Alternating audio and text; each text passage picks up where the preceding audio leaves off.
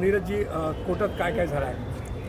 आज आरोपी यांच्या वकिलांनी या ठिकाणी कुठल्याही प्रकारचा तपास बाकी नाही आहे, त्यामुळे दोन्ही आरोपींना MCR करण्यात यावा या प्रकारची मागणी कोर्टाकडे केलेली, परंतु मेहरबान न्यायालयाने ते फेटाळून लावलेली आहे.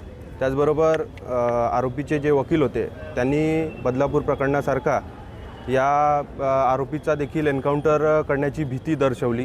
त्याच पद्धतीने त्यांनी कोर्टाला ॲप्लिकेशनसुद्धा दिलेला, परंतु त्यांचं असं म्हणणं होतं की ज्या पद्धतीने बदलापूरच्या आरोपीची एन्काउंटर करण्यात आली त्याच पद्धतीने विशाल गवळी आणि त्याची पत्नी साक्षी गवळी यांचाही एन्काउंटर करण्यात येईल, म्हणून त्यांच्या नातेवाईकांना त्यांच्या संपर्कात राहू द्या. परंतु आमची त्या ठिकाणी न्यायालयासमोर मागणी अशी होती की मेहरबान कोर्टाने याच्यावरती नकार द्यावा, याला रिजेक्ट करावा, कारण की त्या पद्धतीचा कायद्यामध्ये कुठलाही प्रोव्हिजन नाही आहे. कोर्टाकडे मागणी केली आहे MCR करावा म्हणून, पण कोर्टाने 2 दिवसाची PC दिली आहे तपास कामासाठी.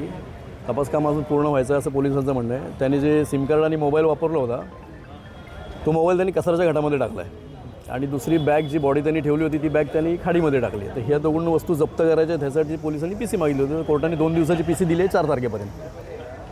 ही पहिल्या आरोपीची सेकंड PC आहे. तपास तर ऑलमोस्ट पूर्ण झालेलाच आहे. जीन्स पॅन्ट त्या मुलीची मैताची तपास कामात पूर्ण जप्त केली आहे. आरोपीकडनं त्याची चप्पल जप्त केली आहे. घटनास्थळावरचा पंचनामा झाला आहे. त्याच्यानंतर त्यांनी जिथून जी बॉडी नेली आहे त्या पूर्ण रस्त्याच्या बापगावपर्यंत सर्व CCTV शासनाने लावलेले आहेत, त्याच्यातले फुटेज सगळे जप्त केलेले आहेत, पोलिसांनी सीज केलेले. तपास पूर्ण झालेला आहे, पण ह्या 2 गोष्टीसाठी 2 दिवसाची PC पोलिसांनी कोर्टाने दिलेली. न्यायालयाकडे काय अर्ज केला? न्यायालयाकडे एक अर्ज केला होता की आपला अक्षय शिंदे त्याचं जसं एन्काउंटर झालं तो सेन्सिटिव्ह मॅटर होता, जो मीडिया ट्रायल चालला होता, कायद्याच्या अनुषंगाने काय झालंच नाही आहे.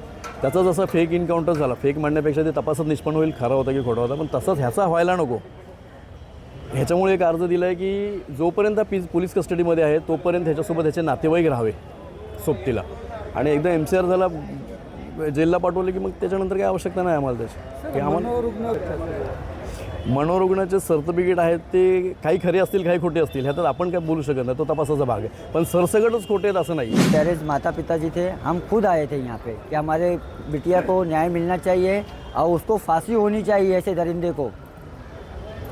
जज से कुछ बात, जज ने आपसे कुछ पूछा? आपने कुछ? हाँ, प्रशासन ने 4 तारीख तक का उनसे ये लिया है पुलिस कस्टडी. आपने जज को कुछ कहा? जज साहब हमने विनती किया उसको मैडम फांसी होनी चाहिए.